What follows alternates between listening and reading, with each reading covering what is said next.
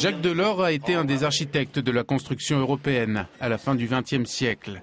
Alors que l'Union européenne vient de recevoir le prix Nobel de la paix, Euronews l'a rencontré dans le bureau parisien de Notre Europe, le laboratoire d'idées qu'il a fondé.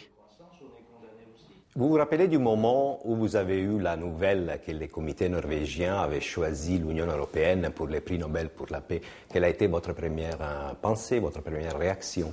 J'ai pensé à tous les pères de l'Europe, à des moments décisifs, marqués par une vision et un élan spirituel même et moral. Et j'ai songé d'autre part à tous les militants de la cause européenne, car ce n'est pas facile. Il y a des moments délicats, comme présentement. Donc je m'attendais aussi à quelques sarcasmes de certains réseaux sociaux ou de certains journaux, mais je considère que c'était une récompense et une stimulation pour tous les Européens. Le comité norvégien a parlé de l'élargissement de l'Union européenne comme le début d'une nouvelle ère historique. Mais en même temps, il y a surtout de la part de certains critiques, ils disent que les élargissements, notamment celui de 2004, avec 10 pays qui sont entrés en même temps, c'était un peu la source des problèmes de gestion politique de l'Union européenne. Que pensez-vous? Il y a d'un côté la vision politique, avec un élargissement très réussi, celui de l'Espagne et du Portugal. Les dirigeants de l'époque, j'étais alors président de la Commission, voulaient montrer à ces peuples qui sortaient d'une forme de dictature qu'on leur ouvrait les bras pour qu'ils tentent leur chance avec le renouveau ou le rétablissement de la démocratie. Et en même temps, comme leur niveau de vie était inférieur à la moyenne, j'avais proposé cette politique de cohésion qui représente aujourd'hui plus du tiers du budget européen. Ça, c'est un moment fort. Ensuite, en ce qui concerne les pays de l'ancienne AELE, fondée par la Grande-Bretagne par hostilité au marché commun à 6, je leur avais proposé une grande zone de libre-échange avec eux. Eh bien, sauf la Norvège, ils ont préféré l'adhésion. Et puis, il y a eu la chute du mur de Berlin. Il a ouvert la voie à l'élargissement à d'autres pays. Je continue à penser que cet élargissement a été fait trop vite. On n'a pas essayé de mettre la maison en ordre avant de les accueillir. Et d'ailleurs, j'ai été battu au Conseil européen de Lisbonne en 92 quand j'ai dit mais ils vont adhérer, mais ne nous pressons pas, je vous propose avant d'aménager nos institutions, nos règles financières. Mais l'enthousiasme était pour le faire tout de suite, ou peut-être aussi pour certains des visées politiques. Bref, à mon avis, on n'a pas très bien dosé élargissement et approfondissement. La crise financière et économique a mis en évidence les limites de l'euro.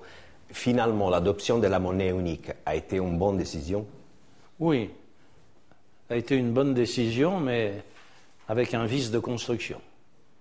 Si vous reprenez le rapport du comité Delors, il s'appelle comme ça, excusez-moi, celui qui a proposé à la demande du Conseil européen comment on pourrait faire l'euro, il y avait chez nous la partie économique et la partie monétaire. La partie économique ayant été négligée, eh bien, ce vice de construction, nous l'avons payé cher ensuite. Parce qu'il n'y a pas eu de coordination des politiques économiques, il n'y a pas eu de discussion franche entre les ministres qui aurait permis de voir qu'en Irlande, en Espagne, au Portugal, on pratiquait des fuites en avant dangereuses. Pourquoi? Parce qu'à ce moment-là, l'euro protégeait, mais ne stimulait pas, et l'euro protégeait même de nos bêtises. C'est ce vice de construction qu'il faut réparer aujourd'hui. Qu'est-ce qu'il faut pour redonner aux citoyens la confiance à l'Europe? Les pays qui sont en difficulté, quand je lis leurs réactions, ils ne disent jamais « nos gouvernements ont fait des bêtises, nous payons pour eux ». Non, ils disent « c'est l'idéologie dominante » ou bien « c'est à cause de l'Europe ». Donc jamais il n'y a eu autant besoin d'expliquer l'Europe, ce qu'elle a apporté et ce qu'elle représente comme projet pour l'avenir. Mais je veux vous dire simplement, puisque je ne suis plus aux affaires et que de mon temps c'était un peu plus facile, je veux vous dire qu'il faut s'attaquer à ces causes. Et d'abord, ce n'est pas le président de la Commission qui va se promener dans toute l'Europe. Il faut que les gouvernements, au lieu de dire c'est la faute à Bruxelles ou c'est de la faute aux États-Unis, que les gouvernements disent mais vous savez, voilà tout ce qu'on a fait jusqu'à présent, il faut continuer.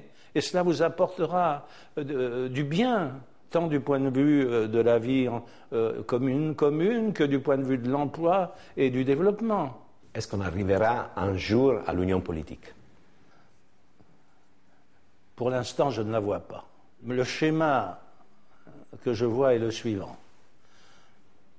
Puisque la différenciation a toujours été un des moteurs de l'Europe, Schengen, l'euro, je crois qu'il faut consolider la zone euro en faisant une coopération renforcée, ce qui est prévu par les traités. Et que cette zone euro ait son budget propre, son instrument de régulation économique et une agence européenne de la dette, ce qui permettrait à la fois de surveiller et peut-être d'exprimer une solidarité avant que n'arrive la bourrasque. Et puis je vois une grande Europe ouverte, fondée essentiellement sur le marché unique, les 4 libertés de circulation, personnes, services, biens et capitaux, avec en plus une vision mondiale, l'aide au développement, la politique de voisinage, tout ce qui est fait pour les victimes des tragédies. Et je vois cette grande Europe comme un modèle dont même on pourrait s'inspirer pour réfléchir à une réforme de l'ONU. Peut-être que la crise de l'euro a découragé certains candidats potentiels à l'entrée dans l'Union européenne, notamment la Turquie. Non, la Turquie, je pense qu'il y a eu quand même trop d'États européens qui ont dit « jamais la Turquie ». Et moi, je pense que c'était une erreur grave, parce qu'on avait l'air d'apparaître aux yeux du monde comme un groupe chrétien, un ensemble chrétien. Et il n'y a rien de plus tel que pour creuser des clivages. Il y a déjà assez à lutter contre les intégrismes, les refus de l'autre, la tentation de les attaquer même, de créer des troubles pour ne pas en rajouter. Trop de gouvernements raisonnent petit. Je terminerai, pour vous expliquer ça, par cette phrase de l'ancien président de notre Europe, de notre think tank, Tommaso Padoa-Schioppa, qui a été un remarquable ministre des Finances du gouvernement Prodi. Il disait « aux États la rigueur, à l'Europe la relance ». Si l'on voulait faire ça pour les perspectives financières, en rajoutant simplement 200 milliards sur l'ensemble de la période, et si ces 200 milliards étaient consacrés à la croissance verte, aux infrastructures, à la recherche, eh bien, croyez-moi, l'Europe retrouverait son visage. Merci beaucoup.